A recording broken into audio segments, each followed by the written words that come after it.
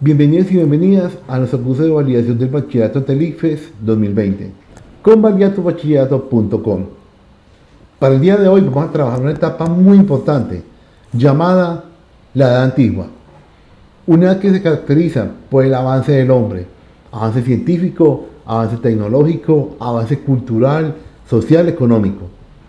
El hombre sale de las cavernas, el hombre sale de ese miedo que tenía como ser primero nómada, es decir, de un lugar a otro usando comida, y comienza a sentarse en ciudades, comienza a construir estructuras grandes, llamadas viviendas, llamadas ciudades, distribuidas según rangos de trabajo, distribuidas según escalas sociales, según la economía y la política de cada una de las regiones. Es una etapa muy interesante porque nos permite comprender el porqué de nuestra actual sociedad y cómo estamos distribuidos. Así pues que bienvenidos todos y todas a este curso de Edad Antigua. Todos, absolutamente todos, somos historia. Tenemos un pasado, vivimos un presente y planeamos un futuro. Absolutamente todos tuvimos unos antepasados que cometieron muchos errores, pero también muchos aciertos. Y nosotros somos esa suma de errores y aciertos durante la historia. Recordemos que nosotros venimos de una evolución de hace miles de años. Recuerden que provenimos todos de África y que tenemos descendientes africanos, europeos, asiáticos, americanos.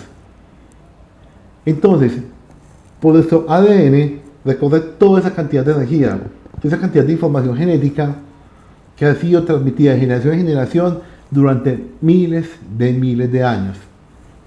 ¿Se dan cuenta de la importancia que cada uno de nosotros tenemos como ser humano, como ser individual? Donde cada uno es lo que es en este momento por un cúmulo de experiencias que vive cada día. Yo invito en este momento a que se reflexione y se dé cuenta de la importancia en la vida que tiene en este momento su novio, su novia, su esposo, su esposa.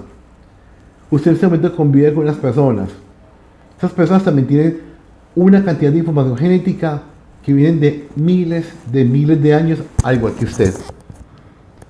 Pues que la vida se tiene que respetar. Por eso, muchachos, la vida es sagrada. Por eso es que nadie, absolutamente nadie, tiene por qué acabar con la vida de otro ser humano. Porque acabando con esa vida, está tirando por la borda toda la información genética que esa persona tiene y que tiene el derecho, lógicamente, de vivir hasta sus últimos días y de transmitir a su próxima generación. Si nos damos cuenta, nosotros en este momento tenemos un problema a nivel histórico en cuanto a evidencias.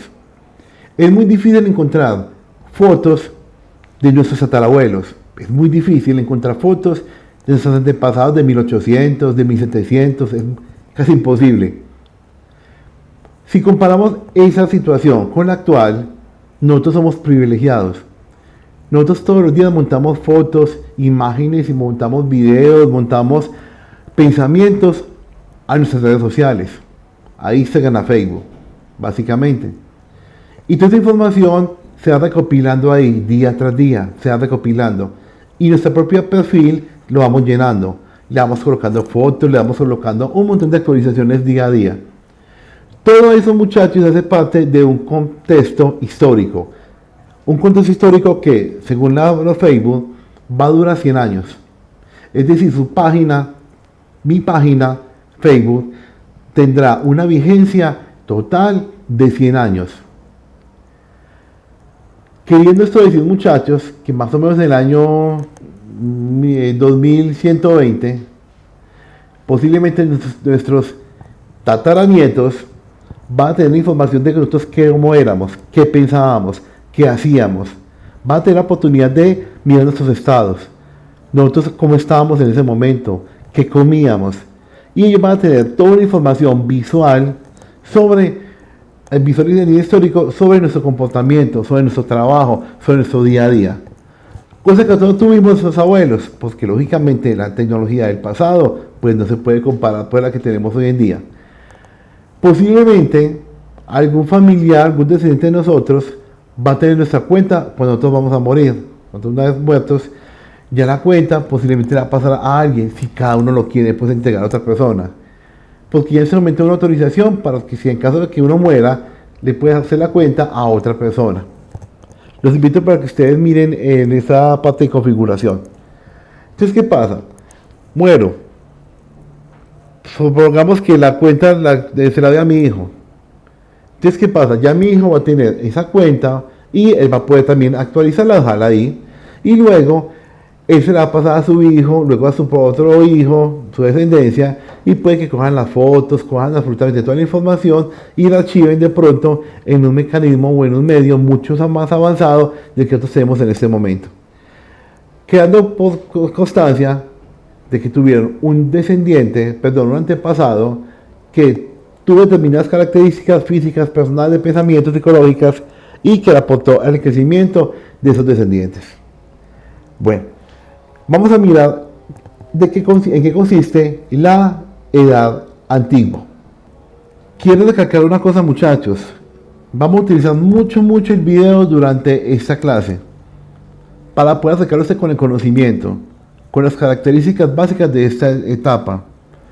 El video es una herramienta imprescindible en el área de sociales, porque le permite a usted visualizar lógicamente las imágenes, escuchar, y todo eso va a su cerebrito y el cerebro comienza a procesar. Y eso tiene la oportunidad de usted comparar muchas circunstancias y sobre todo de aprender. Te los invito en este momento para que, y estos videos son muy corticos también, los invito para que en este momento estén muy dispuestos a mirar los diferentes videos que hablan sobre la prehistoria. Son muy cortos, muy amenos. Hola, ¿qué tal? ¿Cómo les va? Hoy vamos a hablar sobre la Edad Antigua. ¿Y qué fue de la Edad Antigua? Bueno, es una época histórica que coincide con el surgimiento y desarrollo de las primeras civilizaciones como Egipto, Grecia, Roma, entre otras, también conocida como civilizaciones antiguas. El inicio de este periodo está marcado por el surgimiento de la escritura alrededor del año 4000 a.C., que representa también el fin de la prehistoria. De acuerdo con este sistema de periodización histórica, la Edad Antigua se extiende desde el surgimiento de la escritura hasta la caída o derrumbe del Imperio Romano de Occidente por las invasiones bárbaras del siglo V y que habría tenido una duración de 5500 años. Sigamos hablando un poco más sobre esta Edad Antigua, particularmente sobre su origen.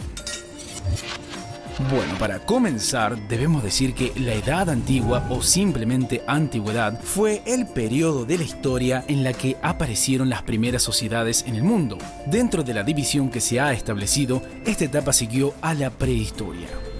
También debemos decir que el hito que marcó el cambio de la edad histórica fue la invención de la escritura, alrededor del año 4000 a.C. Su final se ha marcado con el fin del Imperio Romano de Occidente, que dio paso a la Edad Media. También debemos agregar que en sus inicios las sociedades primitivas humanas comenzaron a asentarse en zonas propicias. Así dejaron de ser nómades y buscaron terrenos fértiles y ricos para asentarse. De esta manera aparecieron las primeras poblaciones. Continuemos hablando sobre la división de la Edad Antigua. Comenzando con el Antiguo Oriente.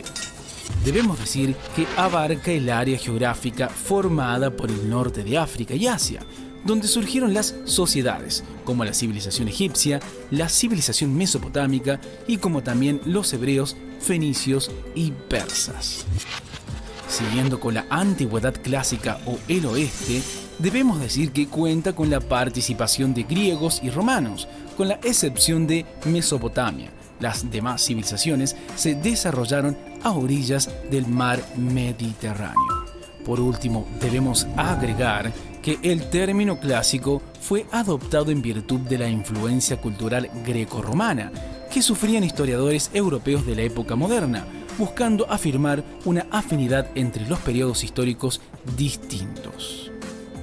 Sigamos hablando un poco más sobre la Edad Antigua, particularmente sobre sus características. Dentro de sus características tenemos la invención de la escritura, el surgimiento y desarrollo de la vida urbana, como también del poder político centralizado en manos de reyes y la sociedad marcada por la estratificación social. Otra de las características que debemos mencionar es el desarrollo de religiones mayoritariamente politeístas organizadas, como también la militarización y sucesos constantes de guerras entre pueblos, y también el desarrollo y fortalecimiento del comercio. Por último, otras características a mencionar es el desarrollo del sistema de cobro de impuestos y obligaciones sociales, como también la creación de sistemas jurídicos, es decir, leyes, y desarrollo cultural y artístico.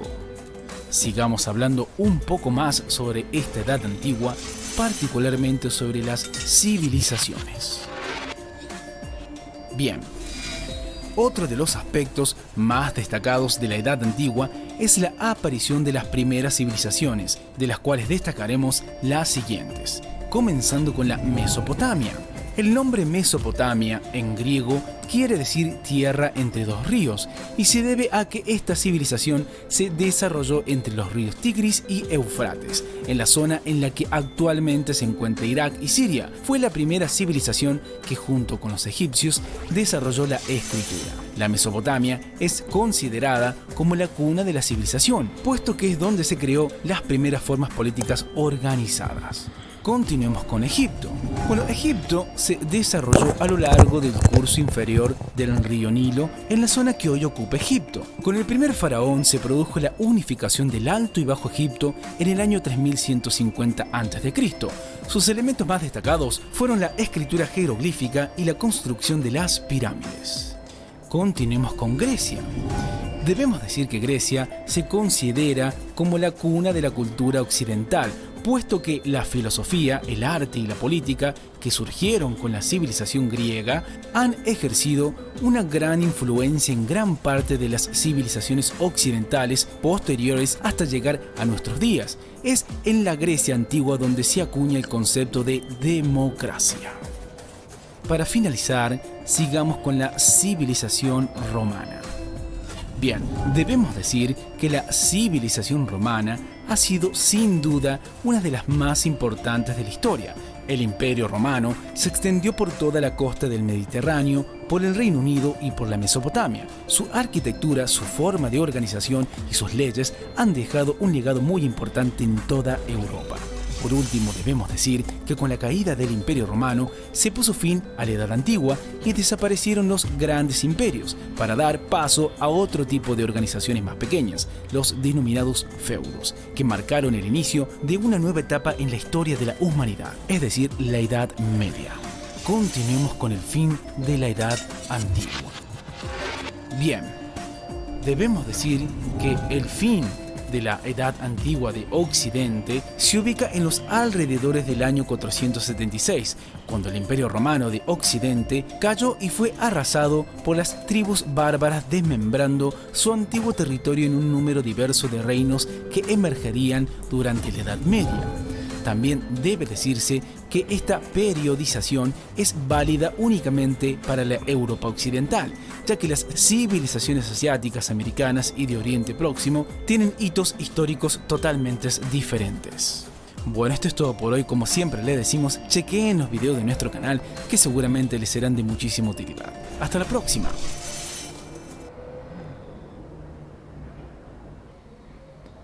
Como pudieron apreciar en el anterior video, podemos sacar muchos elementos sociales, históricos, económicos, políticos, culturales, que dan testimonio sobre el desarrollo de estas grandes las iniciales civilizaciones que hicieron posible un adelanto en las diferentes actividades del hombre. Vamos a ver acá y vamos a retomar y vamos a profundizar más algunas de estas civilizaciones. Y vamos a iniciar con lo que es Mesopotamia. Señoras y señores, érase una vez la historia de las civilizaciones. Esa historia comienza en este lugar rodeado por dos ríos, el Tigris y el Éufrates. Se trata de una amplia llanura con forma de gran media luna, que tenía tierras fértiles, un clima cálido y mucha agua fresca que bajaba de las montañas. A este lugar se lo llamó Mesopotamia, ya que en idioma griego quiere decir la tierra entre dos ríos. Hoy, las aguas de estos dos ríos que abrazan el origen de la historia recorren los países de Turquía, Siria e Irak hasta desembocar en el Golfo Pérsico. Podemos también concluir que la primera civilización del mundo occidental fue llamada Mesopotamia, llamada País Entre Ríos. Fue la primera que data históricamente la presencia del hombre en comunidad, construyendo grandes monumentos, construyendo sobre todo ciudades. A la mano también con China, ya en el lejano oriente. Pero Mesopotamia fue el origen cultural, urbano, a nivel planetario, a nivel, pues, lógicamente mundial. Otra civilización muy importante fue la egipcia. Vamos a mirar la egipcia, cómo fue que se desarrolló y cuáles fueron los parámetros básicos para que sea grande esa civilización. El antiguo Egipto fue una civilización que surgió cuando se agruparon los asentamientos situados en las fértiles riberas del río Nilo. Para entender la historia del antiguo Egipto, los historiadores la dividen en varios periodos que veremos a continuación. Los más importantes son el Imperio Antiguo, el Imperio Medio y el Imperio Nuevo.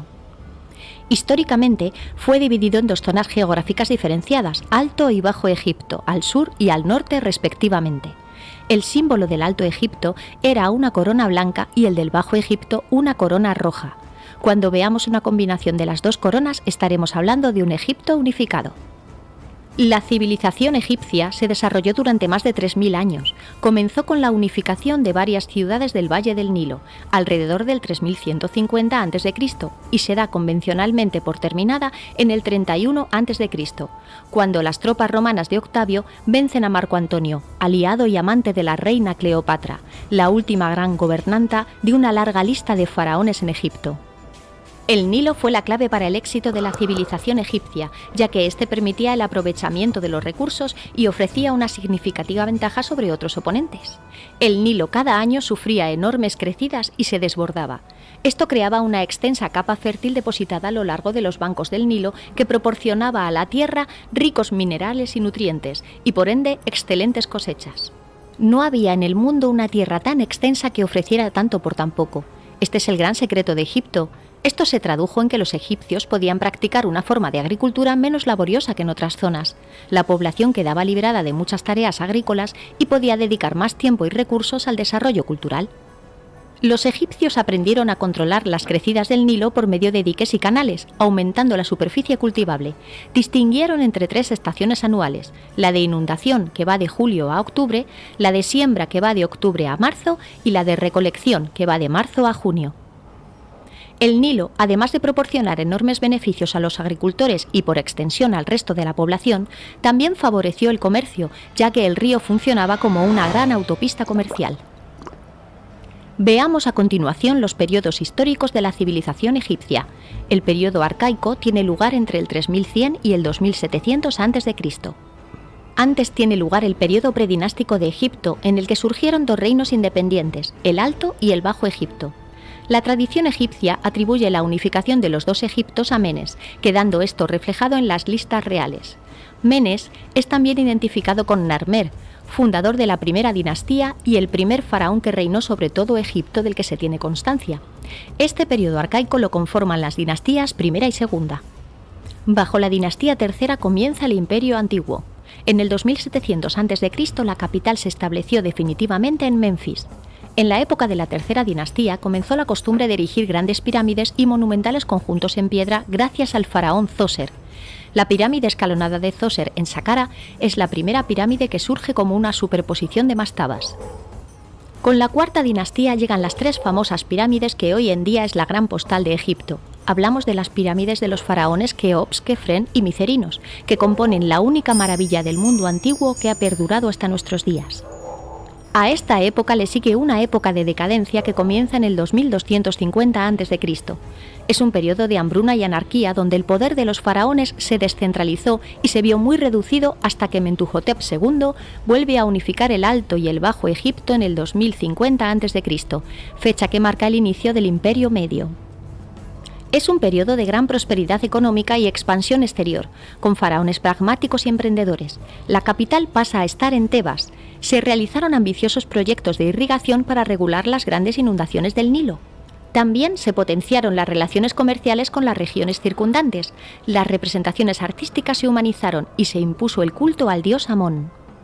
A mediados del 1800 a.C., los hicsos, un pueblo que tenía su origen en Canaán, invadieron el norte de Egipto y se establecieron en el delta del Nilo.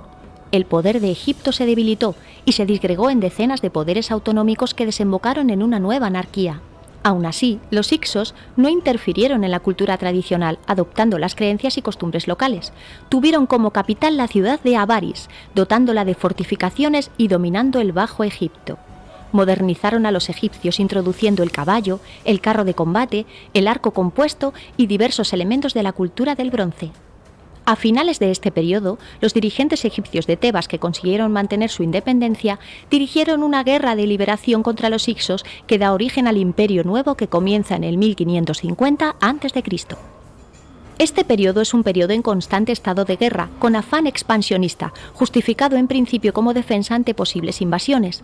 Requirió el desarrollo de un ejército profesional permanente. Las nuevas armas que adoptaron de los hicsos resultaron definitivas. Es un periodo de esplendor y de arquitectura monumental.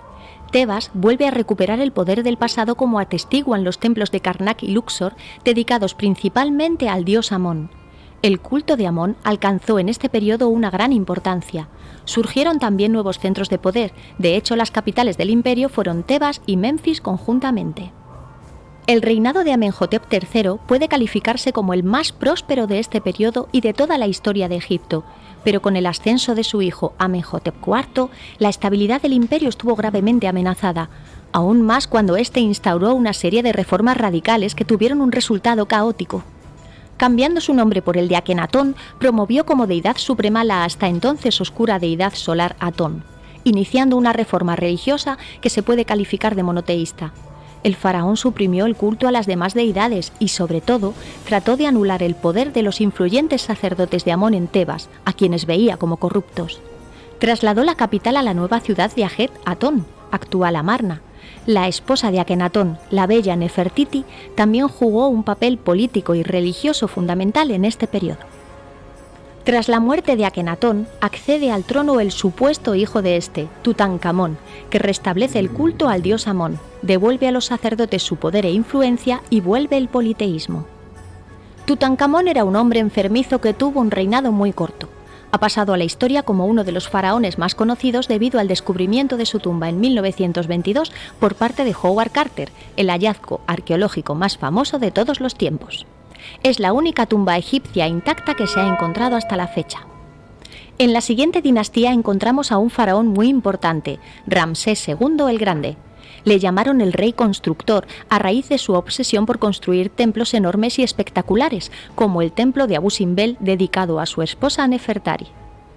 En su reinado también alcanza el rango de capital una nueva ciudad, Pi-Rameses, impulsada por él. Este faraón también es conocido por sus exitosas campañas militares. Ramsés II condujo su ejército contra los hititas en la batalla de Kadesh, en la actual Siria.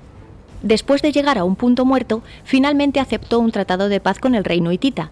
Es el tratado de paz más antiguo registrado. Ramsés, no obstante, presentó esta batalla que quedó en tablas como una gran victoria.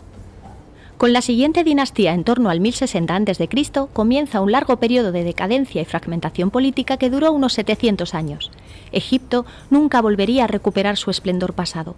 A lo largo de este periodo, Egipto sufrió el dominio de diferentes pueblos extranjeros, libios, palestinos, nubios, persas y griegos que llegaron a ocupar el poder. A pesar de ello, la civilización egipcia, lejos de quedar anulada, influyó enormemente sobre la cultura de los dominadores que adoptaron sus costumbres como propias. Adelantándonos muchos años, llegamos a la batalla fratricida de Actium. En ella, las tropas de Marco Antonio y Cleopatra fueron derrotadas por las de Octavio. Egipto pasaría a ser una provincia más del Imperio Romano. A continuación vamos a tratar algunos aspectos del antiguo Egipto de manera muy breve. ¿Qué son las pirámides? Son los objetos que más han fascinado a los estudiosos a lo largo de la historia, ya que esconden muchos misterios. Eran monumentos funerarios reservados para el faraón. La función de la pirámide era la de contener la esencia del faraón para toda la eternidad.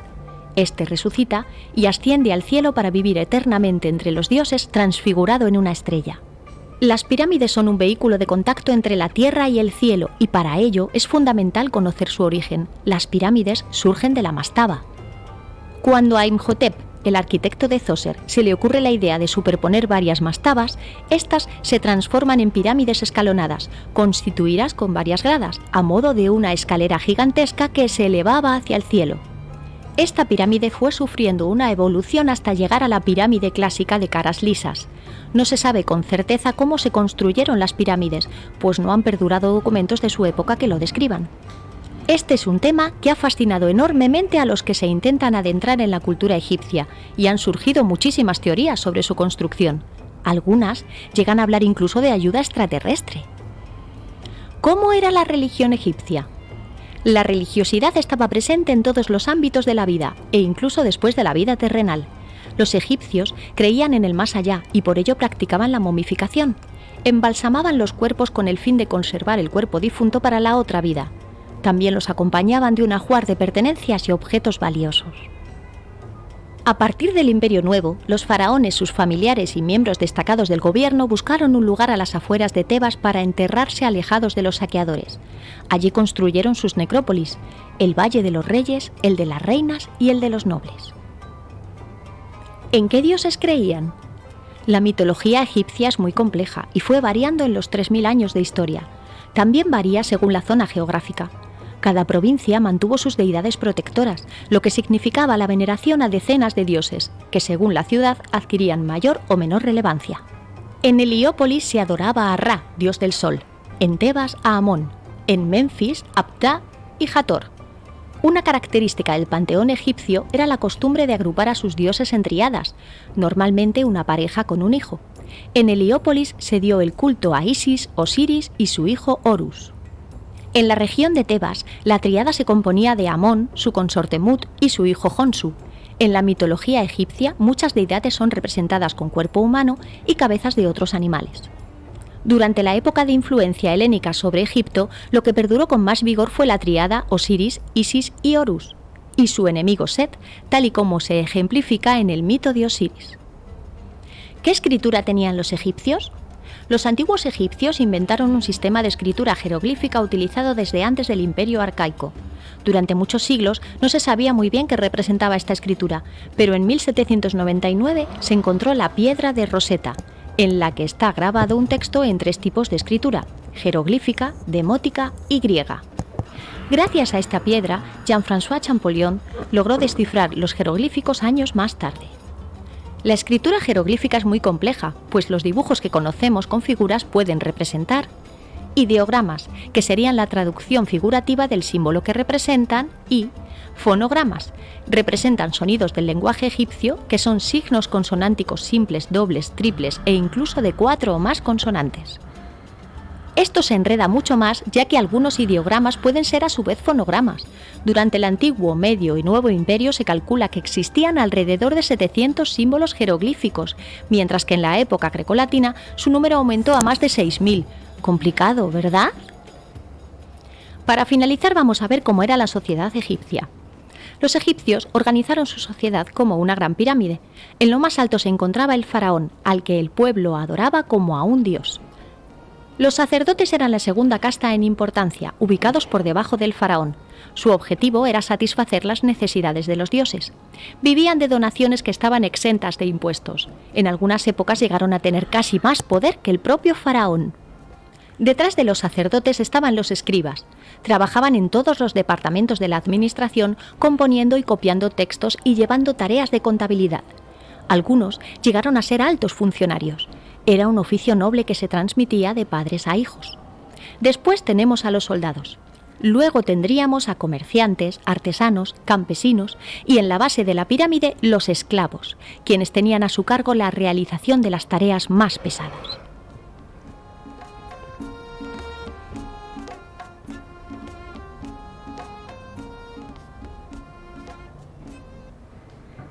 Como pueden apreciar, la gran cantidad de riqueza que hay a nivel histórico, a nivel cultural de Egipto, como una de las primeras civilizaciones que poblaron nuestro planeta Tierra.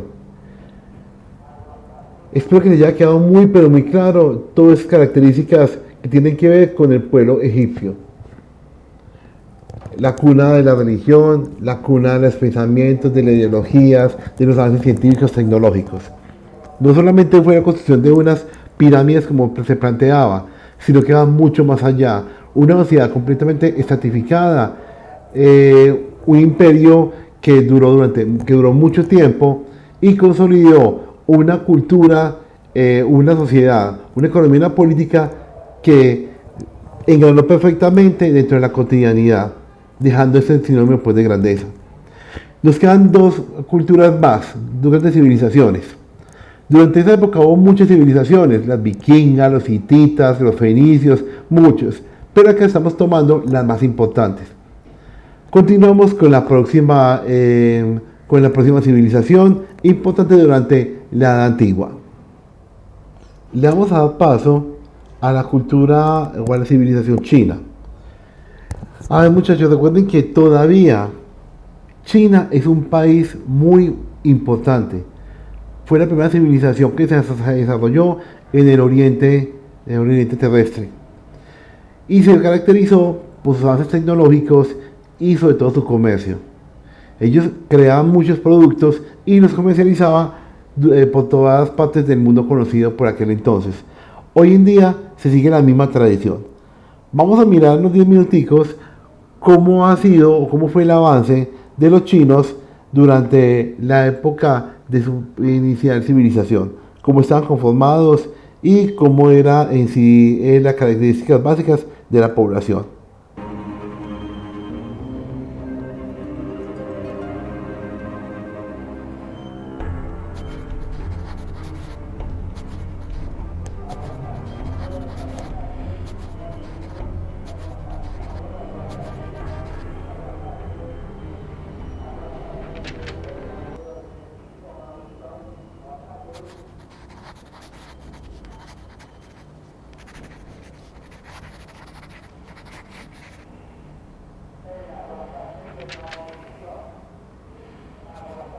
El origen de la antigua civilización china se remonta a miles de años en el pasado, cuando grupos humanos que provenían de Mongolia y del centro de Asia decidieron establecerse en las cercanías del río Amarillo.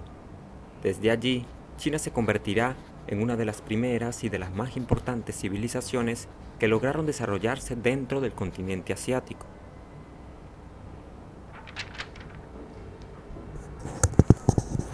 Pero ¿cómo lograron esto? ¿Cómo fue que llegó a formarse el Estado chino?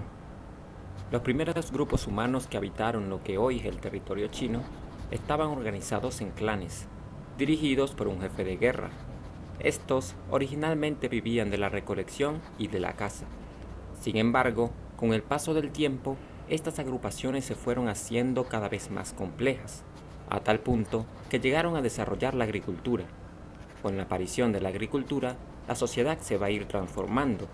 Va a aparecer la propiedad, se van a crear diferencias sociales, lo que tendrá como consecuencia que China se convierta en una sociedad de dinastías. ¿Pero qué es una sociedad de dinastías? Una sociedad de dinastías es una sociedad gobernada por una serie de reyes que pertenecen a una misma familia y que se mantendrán en el gobierno hasta el momento en que sean desplazados por una nueva familia. En el caso de China, la primera dinastía de la que se tienen evidencias históricas es la dinastía Shang.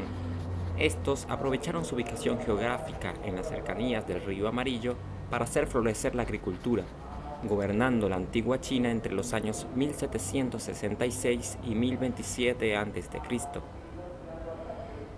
Con el paso del tiempo, los Shang serán desplazados por la dinastía Zhou. Durante el gobierno de los Zhou, la población china crecerá progresivamente. Como consecuencia, aparecerán nuevas ciudades, por lo que el territorio chino se hará cada vez más extenso. Es por esto que cada vez se le va a ser más difícil al gobierno de los Zhou poder controlar la totalidad del territorio, de manera que toman la decisión de distribuir vasallos del rey a lo largo del China, con la finalidad de que estos les ayudasen a gobernar.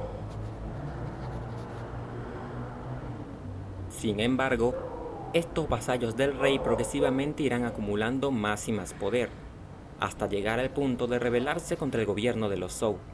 Es así como China llega a dividirse en 7 estados distintos, que se enfrentarán entre ellos a lo largo de un periodo de tiempo que conoceremos como el periodo de los reinos combatientes. Pero hacia el año 300 a.C., el liderazgo de la dinastía Qin consigue acumular una importante fuerza militar con la que logran vencer al resto de reinos chinos. Con ello, se produciría la unificación del territorio y la construcción del Gran Imperio de China, siendo Qi Shi Huang su primer gran emperador.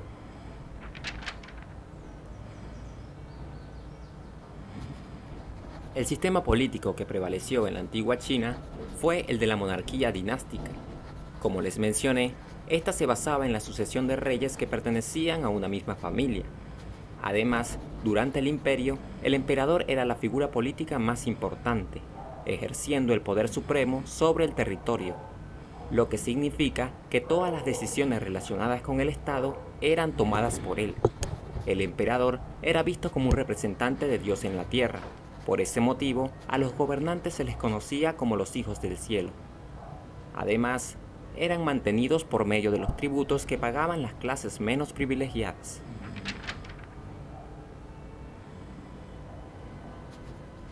En la sociedad china, el emperador ocupaba el más alto de los rangos. Por debajo de este se encontraba la nobleza militar, que en su mayoría eran parientes del emperador que éste colocaba en los cargos más importantes del ejército. Después estaban los gobernadores, que también eran designados por el emperador y que además les heredaban su cargo a sus familiares. Luego se encontraban los sacerdotes, los artesanos, los campesinos y finalmente los esclavos.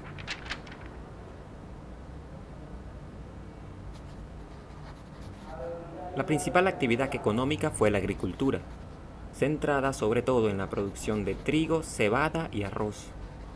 Fue también importante el trabajo artesanal.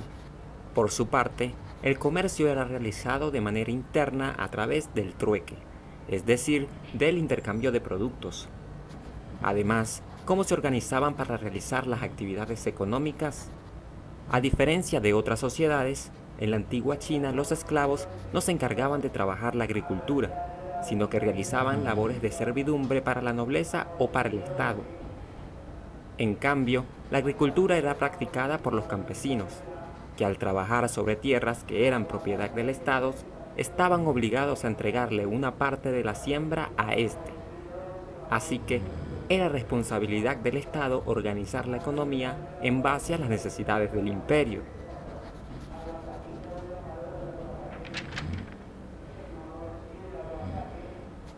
Ahora bien, ¿cómo fue que uno de los imperios más grandes y poderosos del continente asiático terminó por desaparecer? El final del imperio chino llegó con la desaparición de las dinastías. Esto se produjo debido a los problemas internos y externos con los que tuvo que lidiar China a lo largo del siglo XIX. Durante este siglo, el mundo va a estar convulsionado por la expansión de los más poderosos países de Europa hacia otros territorios. Esta expansión la realizaban con la intención de crear redes de intercambio comercial con el resto del mundo y además poder conseguir las materias primas necesarias para el crecimiento de sus industrias. En cambio, China era un país que no tenía relaciones comerciales con el resto del mundo, exceptuando las exportaciones de té que realizaban a los británicos. Por su parte, el Imperio Británico deseaba reducir los gastos que realizaban para esas importaciones. Es así como deciden comercializar opio dentro del territorio chino. Pero resulta que el opio es una sustancia que produce adicción. Por lo tanto, el Estado chino prohíbe su comercialización dentro de su territorio. Como consecuencia, se produce un conflicto de intereses entre el Imperio chino y el Imperio británico, dando como resultado el estallido de una guerra en el año 1840, conocida como la Guerra del Opio. Este conflicto se va a extender por 2 años y va a finalizar con la firma del Tratado de Nankín. En este tratado se cedía la ciudad de Hong Kong a Gran Bretaña y se establecía la apertura de varias ciudades al comercio internacional. Tiempo después, estalla una nueva Guerra del Opio, que trae consigo la firma de un nuevo tratado que va a resultar muy ventajoso para las potencias europeas. Mientras todo esto sucedía, dentro de China existe un descontento social en una parte de la población, debido a las pérdidas que había sufrido el imperio a manos de los europeos. Además de esto, se comienzan a formar liderazgos políticos que van a plantear la necesidad de modernizar China, es decir, de cambiar su sistema político y acelerar el crecimiento de su industria. De esta manera, en el año 1911, la dinastía Qing es derrocada por la Liga Revolucionaria, acabando así el reinado de los emperadores, dando inicio a la Primera República de China.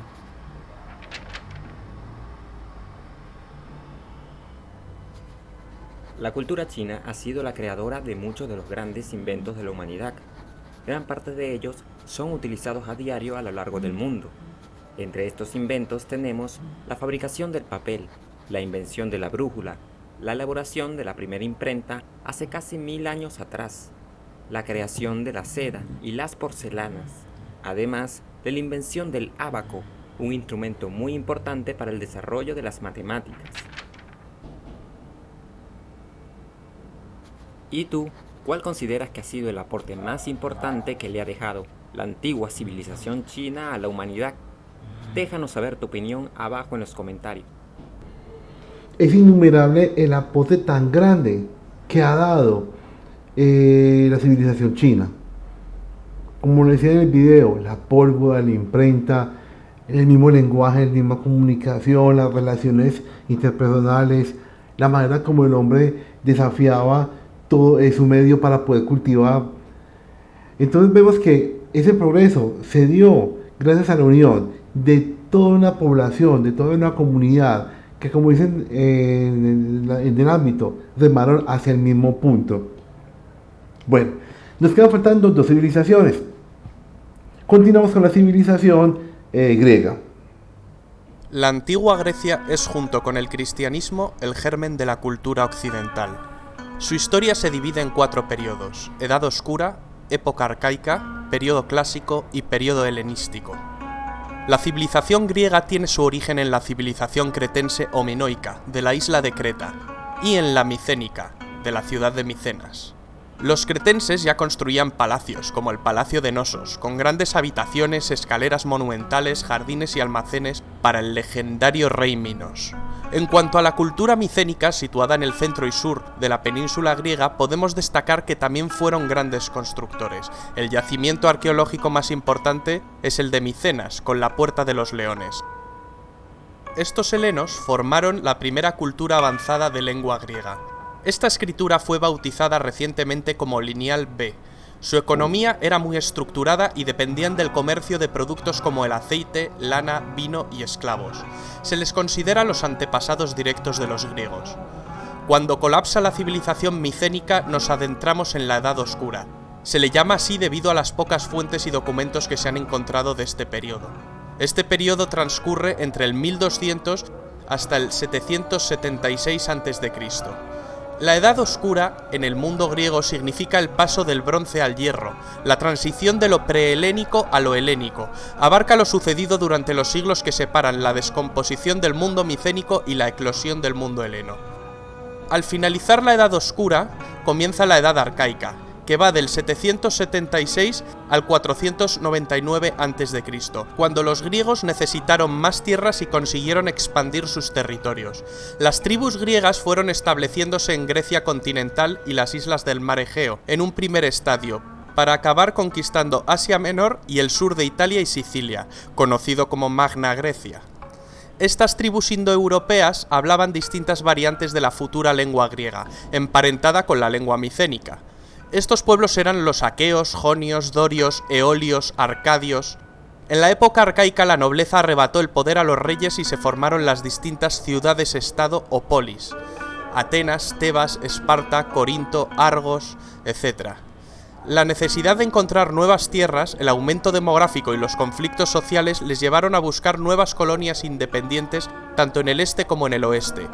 Esto supuso un enorme despegue económico. Aspectos que favorecieron la colonización fueron la aparición del hoplita, o soldado de infantería griego, el progresivo uso del trireme, navío de 3 filas de remos más ágil que las embarcaciones fenicias, y la introducción de la moneda para las transacciones comerciales. En la decisión de fundar nuevas colonias, así como en la elección de su ubicación, jugó un papel fundamental el oráculo de Delfos, del que más tarde hablaremos. De esta manera la cultura griega se expandió. Aunque fueran ciudades-estado independientes que guerreaban entre sí, había un sentimiento de pertenencia a una misma cultura común y un sentimiento de unidad, ya que compartían una misma lengua, tenían los mismos cultos y creencias y se reunían en las mismas celebraciones. Los romanos llamaron griegos a los habitantes de la antigua Grecia, aunque estos se llamaban a sí mismos helenos, y con el nombre de Hélade se conoce al territorio en el que se asentaron. Tras la época arcaica comienza la Edad Clásica, del 499 al 323 a.C. En este periodo ocurrieron las guerras médicas, una liga de pueblos griegos contra el temible imperio persa. Todo comenzó cuando las ciudades jonias de Grecia y Asia Menor se rebelaron contra el dominio persa. Muy pronto, las demás ciudades formaron una confederación militar contra un ejército persa que estaba bajo el mando del rey Darío I, iniciándose la Primera Guerra Médica. Esta guerra se saldó con una victoria griega. La guerra se reanudó en el 480 a.C. bajo las órdenes del rey Jerjes, hijo de Darío. Los aliados griegos, con Esparta y Atenas a la cabeza, lograron vencer nuevamente al imperio persa.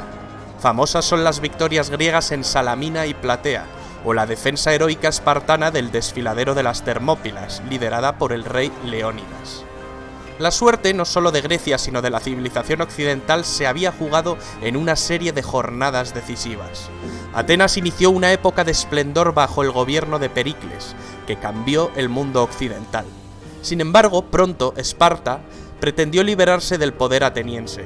Espartanos y atenienses, antiguos aliados, iniciaron una larga guerra llamada la Guerra del Peloponeso, que concluye con la derrota de los atenienses y la nueva supremacía de Esparta, aunque pronto se produciría un nuevo renacimiento de Atenas tras el debilitamiento de Esparta y su guerra contra Tebas. En su último periodo, el helenístico, del 323 al 30 a.C., Alejandro, hijo del rey Filipo II de Macedonia, heredó de su padre una Grecia derrotada y acabó sometiendo al imperio persa. Sus conquistas crearon un vasto imperio desde Egipto hasta la India, ayudando a difundir la cultura griega por todo el Mediterráneo y gran parte de Oriente. A partir del año 200, los romanos se empiezan a apoderar de todas las zonas colonizadas por los griegos, tomando al fin el último de los reinos de los sucesores del imperio de Alejandro, el reino de la dinastía de los Ptolomeos, en Egipto, con Cleopatra como su última representante. Tras la derrota de Cleopatra y Marco Antonio en el 31 a.C. por parte de las tropas de Octavio, los romanos acabarían absorbiendo la herencia de la cultura griega. Las formas de gobierno de las polis griegas fueron muy dispares. Los modelos más conocidos y que ejercieron más influencia fueron los de Esparta y Atenas. Esparta era un pueblo guerrero con gran preparación militar, rígido y austero. Durante mucho tiempo hubo una diarquía, una forma de gobierno en la que dos reyes pertenecientes a las grandes familias espartanas regían sobre el pueblo. La contribución de Esparta a la cultura es más pobre que la ateniense. Atenas fue la ciudad más importante. Era una ciudad con mar que vivía de cara al comercio. El nombre de la ciudad viene de la diosa Atenea. Atenas significa hijos de Atenea. Según la mitología, Atenea era hija de Zeus. Atenea es la diosa de la sabiduría, pero también es una diosa protectora y combatiente. Se la suele representar con una lechuza.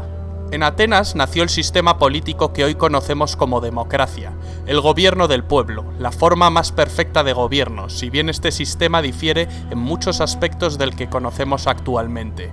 Fue Pericles quien sentó las bases de este gobierno democrático, pero en siglos anteriores la obra de legisladores como Solón y de tiranos como Pisístrato y Clístenes hizo posible que los ciudadanos atenienses participaran en las tareas políticas.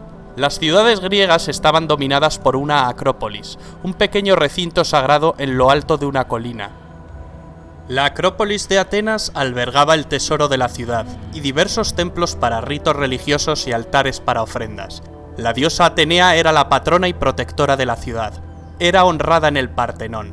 El Partenón de Atenas fue mandado reconstruir por Pericles, pues los persas arrasaron con la antigua Acrópolis en la Segunda Guerra Médica. Fue realizado como agradecimiento de la ciudad a los dioses por su victoria definitiva. Los arquitectos fueron Ictinos y Calícrates, que estuvieron a las órdenes del gran arquitecto y escultor ateniense Fidias, autor de la decoración escultórica y de la gran estatua crisoelefantina de la diosa Atenea Partenos, que cada año era agasajada con ofrendas. Un ejemplo es la procesión panatenaica. Esta procesión atravesaba la ciudad. Comenzaba en el Ágora y ascendía hasta la Acrópolis durante el Festival de las Panateneas, en el que se ofrecía un vestido llamado peplo a Atenea. El Ágora de Atenas era el centro de la actividad política, administrativa, comercial y social. Aparte de las Acrópolis, había otro tipo de recintos sagrados. Estos eran los santuarios. Un santuario era un recinto panhelénico, por lo tanto su financiación, a diferencia de las Acrópolis, dependía de todo el mundo griego. El santuario de Delfos era el más importante del mundo. Estaba dedicado al dios Apolo. En él se hallaba el oráculo. El oráculo de Apolo en Delfos se convirtió en toda una institución en Grecia. Cuando se consultaba, una sacerdotisa llamada Pitonisa entraba en trance y pronunciaba palabras inconexas que un sacerdote daba después coherencia en forma de proverbios.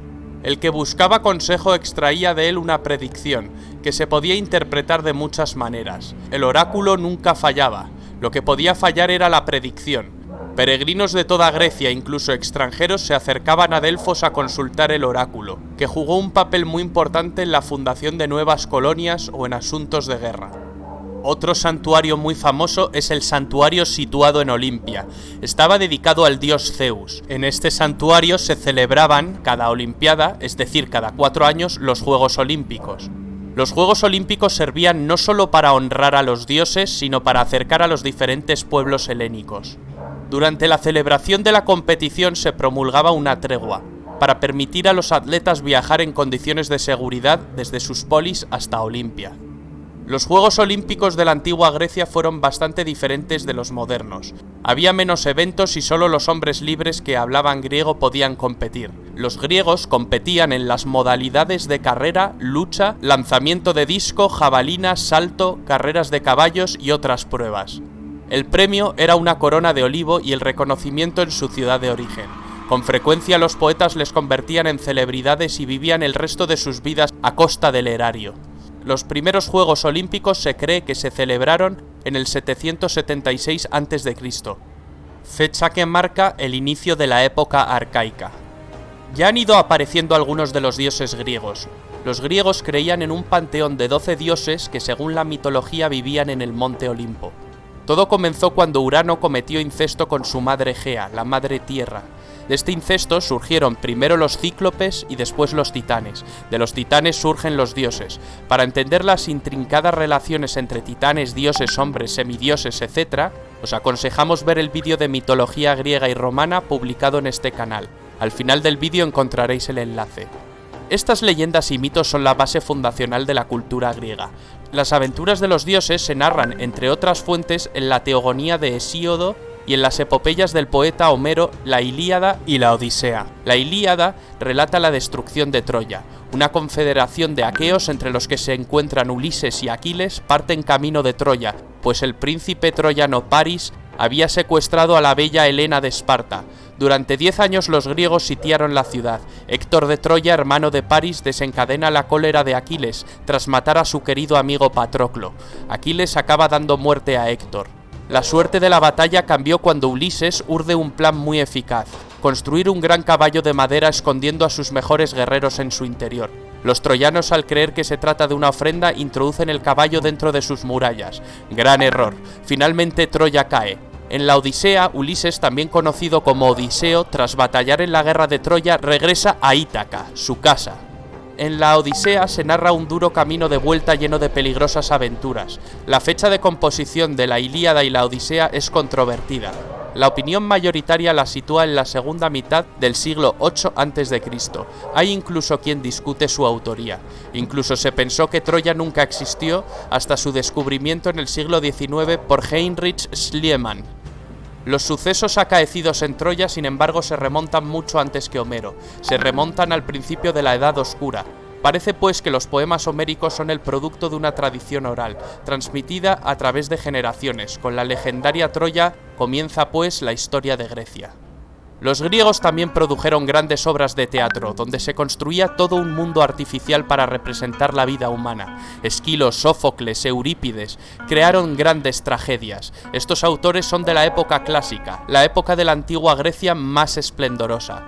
Se representaban en el teatro. El teatro griego se originó en un espacio circular al aire libre llamado orquesta, en el que se ejecutaban una gran variedad de actividades, desde espectáculos artísticos, danzas, recitados y piezas musicales, hasta eventos cívicos y religiosos. Los teatros griegos se apoyaban en una pendiente para construir el graderío. A los antiguos griegos también se les considera los precursores del pensamiento occidental actual, un modo de pensar que utilizaba razones y argumentos y que valoraba la lógica y la razón como la más valiosa posesión.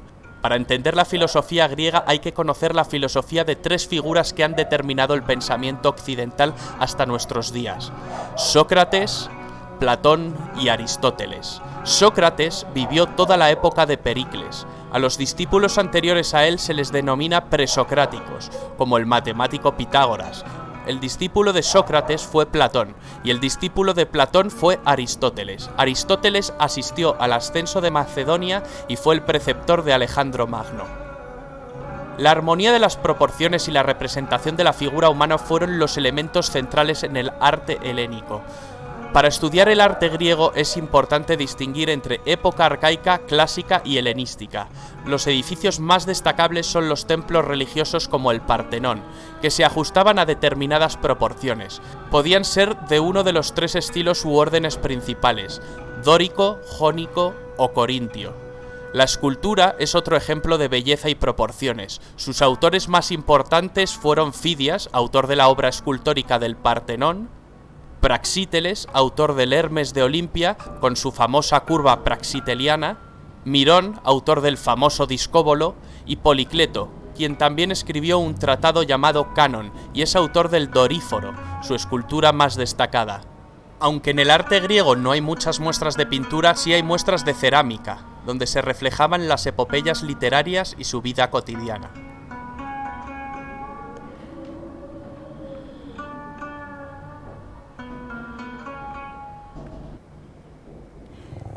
En un visto pues su importancia de la antigua Grecia, enormemente influyente en nuestra cultura, tanto para la lengua, la política, los sistemas educativos, la filosofía, las ciencias o las artes. También la cultura griega y por extensión la romana tuvo un importante auge en periodos como el renacentista o el neoclásico. Ya para terminar este video, seguimos con la cultura o la civilización romana. El Imperio Romano fue el tercer periodo de la antigua civilización romana. El primer periodo fue la monarquía y el segundo la república. Repasemos muy brevemente el origen de Roma. Según la tradición romana, el origen de Roma se remonta a los hermanos gemelos Rómulo y Remo, que de bebés fueron amamantados por la loba Capitolina. Más tarde, Rómulo mató a Remo y fundaría la ciudad de Roma sobre el monte Palatino, convirtiéndose en su primer rey. La forma política de Roma será la monarquía hasta que fue expulsado el último rey, Tarquinio el Soberbio. Después de la expulsión del monarca se creó un senado permanente que decidió abolir la monarquía, convirtiendo a Roma en una república. Durante la etapa republicana, su principal competidora fue la ciudad púnica de Cartago. Las guerras púnicas llevaron a Roma a salir de sus fronteras naturales, en la península itálica, y a adquirir poco a poco nuevos dominios que debía administrar, como Sicilia, Cerdeña, Córcega, Hispania y Liria. Fue en ese momento, al comienzo mismo de la República, cuando las conocidas siglas SPQR, Senatus Populus Quae Romanus, algo así como el Senado y el pueblo romano, se convirtieron en el símbolo de Roma. Roma se hizo con el control de la cuenca mediterránea. Los dominios se hicieron tan extensos que pronto fueron difícilmente gobernables por un senado incapaz de moverse de la capital ni de tomar decisiones con rapidez. Así fue como surgieron personajes ambiciosos como el general Julio César, quien no solo amplió los dominios de Roma conquistando la Galia, sino que desafió la autoridad del Senado romano y reveló la importancia que tenía poseer la autoridad sobre las tropas para obtener rédito político. Tras la guerra civil que lo enfrentó a Pompeyo y al Senado, César se había erigido en mandatario absoluto de Roma y se había hecho nombrar Dictator Perpetuus. Tal osadía no agradó a los miembros más conservadores del Senado romano, que conspiraron contra él y lo asesinaron durante los idus de marzo, dentro del propio Senado, lo que suponía el restablecimiento de la República, cuyo retorno sin embargo sería efímero. El precedente no pasó desapercibido para el joven hijo adoptivo de César, Octavio, quien se convirtió años más tarde en el primer emperador de Roma, tras derrotar en el campo de batalla primero a los asesinos de César y más tarde a su antiguo aliado, Marco Antonio, unido a la reina Cleopatra de Egipto, en una ambiciosa alianza para conquistar Roma. A su regreso a Roma, el poder de Octavio fue enorme, tanto como lo fue la influencia sobre sus legiones. En el año 27 a.C. se estableció una ficción de normalidad política en Roma, otorgando a Augusto por parte del Senado el título de Imperator Caesar Augustus. El título de emperador, que significa vencedor en la batalla, lo convertía en comandante de todos los ejércitos. Formalmente nunca aceptó el poder absoluto, aunque de hecho lo ejerció. Aseguró su poder manteniendo un frágil equilibrio entre la apariencia republicana y la realidad de una monarquía dinástica. Los primeros emperadores desde Augusto hasta la muerte de Nerón, es decir, entre el 27 a.C. y el 68 después de Cristo, formaron la dinastía Julio-Claudia. El reinado de Nerón se asocia comúnmente a la tiranía y a la extravagancia. Se lo recuerda por una serie de ejecuciones sistemáticas, incluyendo la de su propia madre, y sobre todo por la creencia generalizada de que mientras Roma ardía en un gran incendio, él lo contemplaba desde la distancia tocando la lira. Tras el periodo del 68 al 69, el año de los 4 emperadores, dio paso a la dinastía Flavia. A los Flavios le sucedieron la dinastía de los Antoninos, que trajeron la época dorada. En esta época, a lo largo del siglo II, el imperio alcanza su máximo esplendor. Destacar la figura del emperador Trajano, nacido en Hispania. Fue el primer emperador romano nacido en una provincia de Roma. Fue un gobernante eficaz y querido por su pueblo. Bajo su reinado el imperio alcanzó su máxima expansión.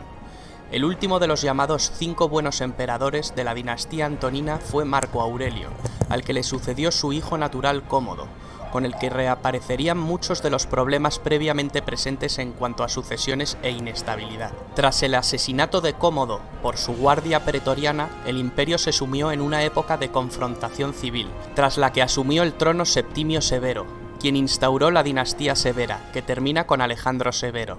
Después entramos en lo que se conoce con la crisis del siglo III, un periodo de 50 años de duración. Es un periodo de profunda crisis, durante el cual se producen fuertes presiones de los pueblos exteriores y una fuerte crisis política, económica y social en el interior del imperio. Tras una fase de anarquía militar en el que la seguridad y la unidad del imperio se habían visto gravemente comprometidas, diferentes emperadores de origen ilírico y danubiano lograron reunificar el imperio y sentar las bases para restablecer la situación. Esta crisis se estabiliza con el ascenso de Diocleciano, que llevó a cabo un importante programa de reformas. El emperador Diocleciano comprendió que el imperio era demasiado vasto para gobernarlo en circunstancias tan graves y decidió trocearlo. Esta época es conocida como la tetrarquía, o gobierno de 4. Implicaba que el gobierno del imperio se repartía geográficamente entre 4 gobernantes. Este sistema fue útil mientras estuvo al mando, pero colapsó en el momento en que éste abdicó. La gran persecución de Diocleciano fue la última y quizá la más sangrienta persecución de cristianos en el Imperio Romano. El sistema de la tetrarquía desembocó en una lucha entre gobernantes en la que solo podía quedar un emperador. Este fue Constantino el Grande, legalizador de la religión cristiana por medio del Edicto de Milán en el año 313. Convocó el primer concilio ecuménico universal en Nicea, en el año 325. En este concilio se unifican los dogmas y se sientan las bases del credo oficial. Se considera que esto fue esencial para la expansión de esta religión. Constantino fue el primer emperador cristiano. En esta etapa se produce el traslado de la capitalidad del imperio a la antigua ciudad de Bizancio, reconstruida y ampliada por decisión del emperador, que pasó a denominarse Constantinopla. El imperio poco a poco fue entrando en declive. El emperador Teodosio I hizo de la religión católica la religión oficial del imperio. Tras su muerte, en el año 395, llega por fin la división administrativa del Imperio Romano en 2 mitades repartidas entre sus 2 hijos. Arcadio recibió el Imperio de Oriente y Honorio recibió el de Occidente. El Imperio Romano de Occidente, terriblemente desgastado tras las incansables incursiones bárbaras y el malestar social por la mala gestión de las tierras, desapareció en el año 476, fecha en la que se inicia la Edad Media. El Imperio Romano de Oriente perduró cerca de 1000 años más. El Imperio Bizantino, que acaba adoptando el idioma griego, sobrevivió hasta el año 1453, fecha de la caída de Constantinopla, la actual Estambul. Con el colapso del Imperio Bizantino, último vestigio del Imperio Romano de Oriente, finaliza la Edad Media, dando inicio a la Edad Moderna. El Imperio Romano en su época dorada estuvo en constante expansión, pero dentro de las fronteras del imperio reinaba la paz, lo que se conoció como Pax Romana, que permitió al imperio alcanzar su máximo desarrollo económico, comercial y territorial. En la cúspide de su poder, el Imperio Romano dominaba 3 continentes y numerosas urbes. Allí donde conquistaba, construía. La mayor evidencia del poderío del Imperio Romano es quizá su arquitectura y su ingeniería. Anfiteatros donde se presenciaban espectáculos de luchas de gladiadores, circos donde se realizaban carreras de cuadrigas, teatros que vieron representaciones de tragedias y comedias, termas, acueductos, calzadas, templos para los dioses, basílicas para administrar justicia. Porque no solo nos dejaron un gran legado arquitectónico, una de las mayores herencias fue quizá el derecho romano, uno de los más importantes cuerpos de legislación de la humanidad, y sin duda alguna el primero de Occidente y base del derecho actual. El Imperio Romano consiguió dominar una vasta extensión territorial, con unas mismas costumbres, un mismo modus vivendi para una ciudadanía multiétnica. Este dominio territorial no fue posible sin el ejército más poderoso del mundo, y sus unidades de infantería, las legiones. Durante el imperio el ejército estaba formado por 30 legiones de unos 5.300 hombres cada una. Cada legión se dividía en 10 cohortes, y estas a su vez en centurias. La centuria era la unidad básica de infantería, formando la espina dorsal de las legiones. Cada centuria constaba de 80 hombres y era comandada por un centurión. Para entrar en la milicia, una condición indispensable era ser ciudadano romano. Los esclavos lo tenían completamente prohibido. La sociedad se dividía en varios estamentos. Los ciudadanos romanos se dividían en patricios y plebeyos. Se denominaba patricios a las familias más antiguas de Roma, quienes formaban una aristocracia. Poseían privilegios. Al principio estas familias componían el grueso del Senado. Poco a poco, la descendencia de estas grandes familias fue desapareciendo. Con el paso del tiempo, el término patricio dejó de tener el significado que se le había dado hasta entonces, para significar aristócrata o poderoso, pero sin distinción de sangre. Los plebeyos solían ser campesinos, artesanos, comerciantes, y también constituían el grueso del ejército. Luego estaban los esclavos. Los esclavos no tenían derechos de ningún tipo. Normalmente eran prisioneros de guerra. El número de esclavos en Roma llegó a ser enorme con la expansión del imperio. Se les obligaba a hacer los trabajos más duros. Se puede decir que su destino dependía de la benevolencia o crueldad de su amo. Muchos de estos esclavos eran utilizados para satisfacer las ansias de diversión del emperador y del pueblo. Los esclavos podían ganar su libertad de diversos modos. A los esclavos liberados se les llamaba libertos. Para bien o para mal, Roma está enraizada en nuestras tradiciones políticas, culturales y literarias, en nuestra forma de pensar. Es imposible entender la idiosincrasia de Occidente sin la civilización romana.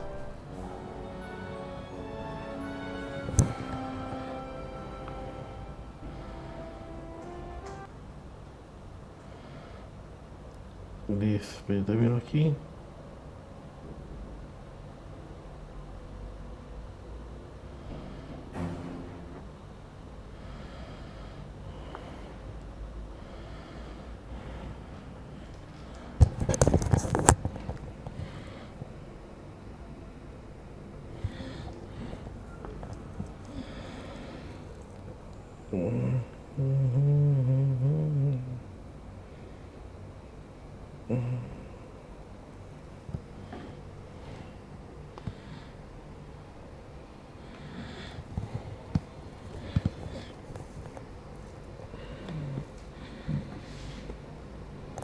Bueno, esto por hoy.